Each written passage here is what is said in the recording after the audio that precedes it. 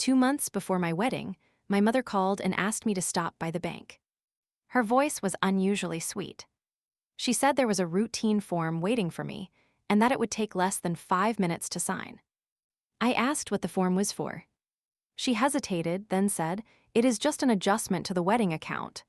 That answer did not make sense. My fiancé, Ethan, and I had already paid the final deposits for our venue, photographer, and caterer. There should not have been any major adjustments left.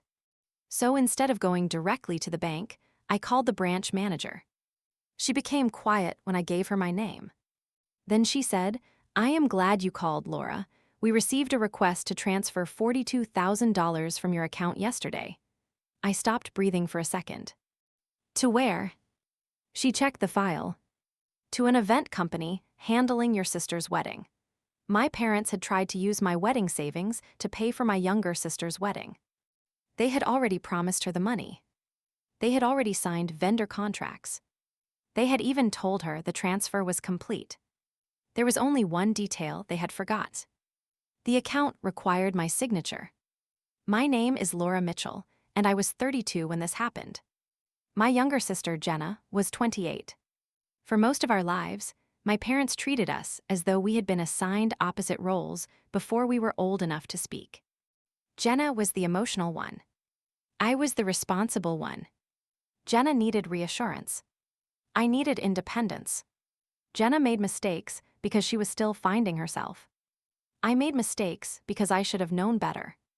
Whenever Jenna wanted something expensive, my parents discussed how the family could help. Whenever I wanted something, they discussed whether I truly needed it. I noticed the difference when we were children, but I did not understand it until we became adults. When Jenna wanted dance lessons, my parents rearranged the family budget. When I wanted to attend a summer science program, my father told me to apply for financial aid. When Jenna damaged her first car, my parents helped her replace it. When my car needed a new transmission, my mother said adulthood meant planning for emergencies. I became good at planning. I worked during college, saved aggressively, and rarely asked anyone for help. My parents praised me for being dependable. At the time, I believed that praise meant they respected me. Later, I realized it often meant they had decided I could survive being overlooked. The wedding savings account had started with my grandmother, Evelyn. She was my mother's mother, and she understood our family more clearly than anyone else. When I was 16, she opened a savings account in my name and began depositing money into it every birthday. She told me it was for something important in my future. College, a home, a wedding, a business. She did not care which one. She simply wanted me to have a financial beginning that belonged to me. Because I was still a minor, my mother was listed as custodian. When I turned 18, the account converted into my name. My grandmother continued contributing until she died 7 years later. By then, I had started adding money too. I deposited part of every annual bonus and a small amount from each paycheck. My father occasionally added money during good years at his business. My parents called it the family wedding account, but legally, it was not a general family account. It was mine. After my grandmother died, I met with the bank to update the account instructions. At the manager's recommendation, I added a protection requiring my verified signature for any withdrawal over $5,000. The account had grown large enough that I wanted an extra safeguard. My parents knew this. They were present when the paperwork was completed. But years passed, and apparently they forgot. Or perhaps they assumed family rules mattered more than banking rules. I met Ethan when I was 29. He worked as an architectural photographer and had a quiet, steady personality. He did not make grand promises. He remembered details. On our first date, I told him I hated olives. 6 months later, at a crowded restaurant, he noticed them in my salad before I did and moved the plate away. That was Ethan. He paid attention. After 2 years together, he proposed at the small lake where my grandmother used to take me as a child. We decided to have a wedding the following spring. Nothing enormous. Around 90 guests at a converted greenhouse outside the city. The total budget was just under $35,000. Ethan and I planned to pay for most of it ourselves, using the wedding account and our current income. My parents offered to contribute $5,000. I appreciated the gesture, but I did not depend on it. For the first few weeks, my mother seemed genuinely excited. She attended the dress appointment. She helped compare florists. She even told me how proud my grandmother would have been. Then Jenna got engaged. Her boyfriend, Ryan, proposed during a vacation at a luxury resort. Within 48 hours, Jenna had selected a wedding date only 3 weeks after mine. She wanted a hotel ballroom, a live band, elaborate floral installations, and more than 200 guests. At our first family dinner after the engagement, she showed us photographs of weddings that looked like movie premieres. My father asked how much she expected everything to cost. Jenna said she had not worked out the details. Ryan looked uncomfortable. He worked in sales and earned a decent salary, but he had recently paid off a large amount of student debt. Jenna was between jobs after leaving a marketing position she disliked. My mother immediately said, "We will figure it out." I knew what that sentence meant. The family would figure it out. And somehow, I would be expected to become part of the solution. A week later, my mother called and asked how much money remained in my wedding account after our deposits. I told her approximately $48,000. She sounded surprised. "You are not spending all of it. No, Ethan and I want to keep the rest for a down payment." She paused. Then she said, "That is very sensible." I should have recognized the change in her tone. At the next family dinner, Jenna announced that she had found her dream venue. It required a $20,000 deposit. My father looked at me and said, "You have always been good with money. Maybe you could help your sister structure a plan." I said I would help her create a budget. That was not what he meant. My mother leaned forward. "You have quite a lot left in the wedding account."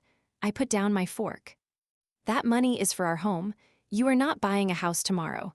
"No, but we are planning for one." Jenna said, "I would pay you back." I asked when. She became offended. "I do not know. Eventually." My mother told me not to make the conversation transactional. I reminded her that we were discussing $40,000. My father said, "Your grandmother wanted that money used for family milestones. She opened the account for my future. A wedding is a family milestone. My wedding is." Jenna's eyes filled with tears. She said she could not believe I was being so cold during one of the happiest moments of her life. I asked why her happiness required my savings. She left the table. My mother followed her. My father stayed behind and told me I had embarrassed my sister. I told him the answer was no. For the next 2 weeks, my parents continued asking. They tried different approaches. It would be a loan. It would bring the family closer. Ethan and I had stable careers. Jenna had always dreamed of a large wedding. My grandmother would not want money to create resentment between sisters. That last argument almost made me laugh. The money was not creating resentment. Their entitlement was. Ethan told me I did not need to justify the decision. "It is your account," he said. "No is a complete answer." I agreed. But a small part of me still believed my parents would eventually accept it. Then my mother asked me to visit the bank. After speaking with the branch manager, I drove there immediately. Her name was Mrs. Alvarez. She had worked at the branch for more than a decade and remembered my grandmother. She invited me into her office and placed a transfer request on the desk. The request was for $42,000. My father had signed it. My mother had signed it. The destination was an account belonging to Everly Events, the company coordinating Jenna's wedding. I stared at the document. "They cannot authorize this." "I know," Mrs. Alvarez said. "That is why it was not processed." She explained that my parents had come to the branch the previous afternoon. They claimed the account was a family-managed wedding fund and that I had verbally approved the transfer. The teller reviewed the account restrictions and informed them that my verified signature was required. My mother then said I would come in the following day. That was why she had called me. They expected me to arrive, sign a form without reading it, and complete the transfer after they had already made the decision. I asked Mrs. Alvarez whether they had access to the account. No, your mother was the former custodian, but that authority ended when the account converted. Your father has never been an owner. Then, why did they think their signatures mattered? She chose her words carefully. People sometimes remember old arrangements differently from how the documents describe them. That was the professional version of saying my parents believed confidence could replace legal authority. I asked her to add a verbal password to the account and require in-person identification for future changes. She completed the updates. Then she handed me a copy of the failed transfer request. I folded it and placed it in my bag. I did not call my parents immediately. I wanted to understand how far they had gone. That evening, I called Jenna. I asked whether she had signed contracts with her wedding vendors. She sounded cheerful. Yes, Mom and Dad handled the deposit. How much? Most of it, the venue, planner, and floral designer. Where did the money come from? There was a pause. Mom said Grandma's wedding fund, my wedding account. She said it belonged to the family. I told her the transfer had not gone through. Jenna became quiet. Then she asked, why not? Because it is my account and the bank requires my signature. Her voice changed. So sign it. No.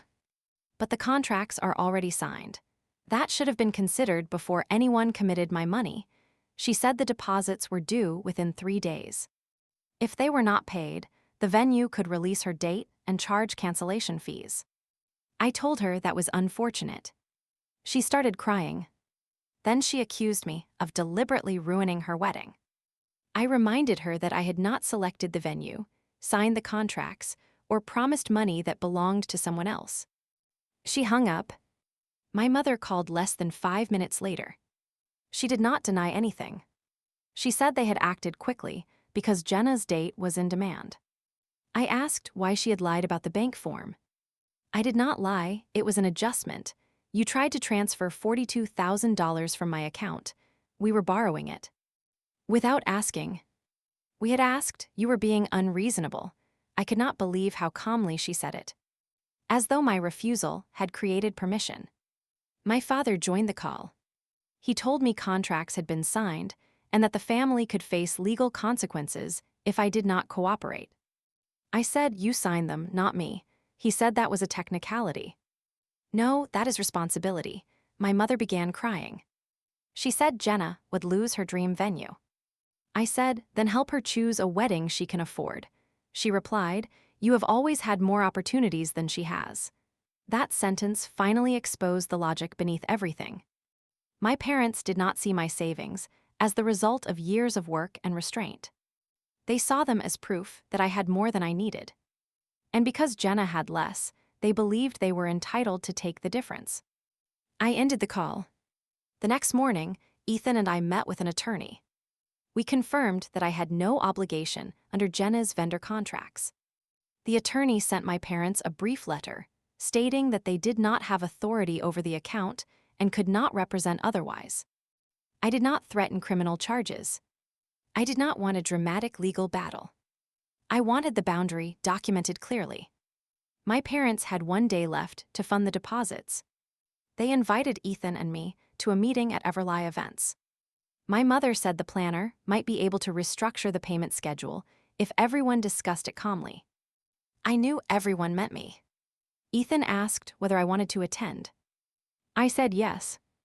Not because I intended to pay. Because I wanted my parents to explain their decision in front of the people they had misled. The meeting took place in a bright office filled with fabric samples and framed wedding photographs. Jenna and Ryan were already there. My parents sat beside them. Across the table was the planner, a woman named Melissa. She greeted me warmly. I am glad you could come. Your parents said you are the account holder. I sat down. That is correct. Melissa opened a folder. We are still waiting for the transfer authorization. Once you sign, we can secure the venue and begin vendor payments. My mother pushed a pen toward me. No apology. No acknowledgement. Just a pen. I looked at Melissa. Did my parents tell you I had approved this? She glanced at them. They said the funds had been set aside for both daughters' weddings. They were set aside for mine, my father interrupted. This is a family disagreement. We do not need to involve the planner in every detail. Melissa slowly closed the folder. I need to know whether the funding source was authorized. It was not, I said. Jenna turned toward me. You came here just to humiliate us. No, I came because my name was used to support contracts I never approved. Ryan looked at my parents. You told us the money was available. My mother said, it is available. Laura is refusing to release it. I took the failed transfer request from my bag and placed it on the table. The account requires my verified signature. They tried to transfer $42,000 after I said no. The bank rejected it. Melissa read the first page. Her expression became more serious. She told Jenna and Ryan that without the deposit, the venue could not be held beyond the following afternoon. She also explained that the planning company could not proceed using funds from an unauthorized account. My father said they would find another way. Jenna looked at him. How? He had no answer. My parents had some savings, but not enough to cover the wedding they had promised. They had built Jenna's entire plan around money they did not own. For the first time, Ryan asked to see the complete budget. Melissa turned the folder toward him. He read the total twice. $106,000. Jenna said they could reduce it later. Ryan looked stunned. You signed contracts for a $100,000 wedding because you thought your sister would pay for it. I thought it was family money. It was never family money, I said. That was simply the story everyone preferred. The meeting ended without my signature. Jenna lost the venue date the following day. The planning company waived part of its cancellation charge because the full process had not begun. But my parents still lost several $1,000s from deposits they had paid using their own credit cards. For weeks, they blamed me. My mother said I had chosen money over family. My father said I could have prevented the entire situation with one signature. I told him he was right. One signature could have prevented their consequences. But it would also have taught them that my refusal meant nothing. Jenna and Ryan postponed their wedding by 6 months. They eventually held it at a community arts center with fewer than 80 guests. Ryan insisted they create a budget they could fund themselves. Jenna sold the designer dress she had ordered and chose a simpler one. The flowers were local. A friend provided the music. It was not the wedding she had imagined. But it was the first major decision of her adult life that was built around reality instead of rescue. My relationship with Jenna remained strained for a long time. She believed I should have helped because I could afford to. I told her affordability was not the same as obligation. Months later, she admitted that Mom had told her I would eventually agree because I always did. That hurt more than I expected. Not because it was cruel. Because it was accurate. For years, I had said no and then softened it. I had set boundaries and then removed them when someone cried. My family had learned that my first answer was only the beginning of a negotiation. This time, it was the end. Ethan and I married on our original date. We used the wedding account exactly as planned and kept the remaining balance for a down payment. My parents attended, but they did not contribute financially. For a while, I considered not inviting them. In the end, I decided they could attend as guests. Not organizers. Not decision makers. Guests. My mother apologized a week before the ceremony. She said she had convinced herself that, because she helped manage the account when I was young, she still had some moral claim over it. I told her moral claims do not come from old access. They come from consent, honesty, and respect. My father's apology was shorter. He said, I should not have signed anything using your money. It was not a complete understanding, but it was a beginning. At the reception, Ethan and I placed a photograph of my grandmother beside the guest book. I thought about how carefully she had created that account. She had not only given me money. She had given me a choice. My parents had tried to turn that choice into a family resource because they believed the responsible daughter would eventually surrender it.